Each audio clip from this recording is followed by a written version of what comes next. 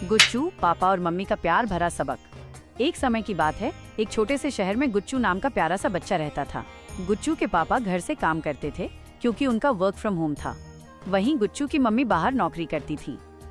हर दिन सुबह जब मम्मी ऑफिस चली जाती तो घर में शुरू होती गुच्चू और उसके पापा की मस्ती।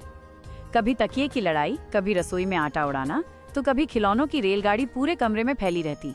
कुछ देर में घर ऐसा लगता जैसे तूफान गुजर गया हो।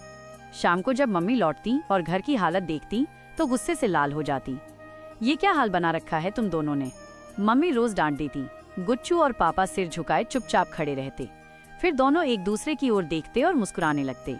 लेकिन एक दिन दोनों ने ठान लिया, अब नहीं रहना इस घर में। उन्होंने थोड़े से कपड़े लिए और निकल पड़े। शहर के किनारे एक छोटी सी झोपड़ी मिली, वही उनका नया घर बन गया। अब गुच्चू सुबह कुएं से पानी भरकर लाता और पापा लकड़ियों पर खाना बनाते। दोनों साथ बैठकर खाते, हंसते और एक दूसरे का ख्याल रखते।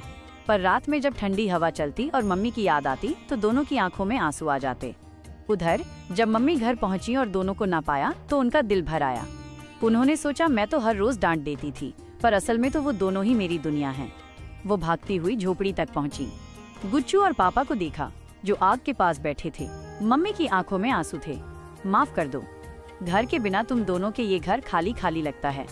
गुच्चू दौड़कर मम्मी से लिपट गया। अब मम्मी नहीं डांटेंगी ना? मम्मी ने मुस्कुराते हुए कहा, नहीं, बस थोड़ा सा साफ सफाई कर देना, फिर जितनी मस्ती करनी है कर लेना।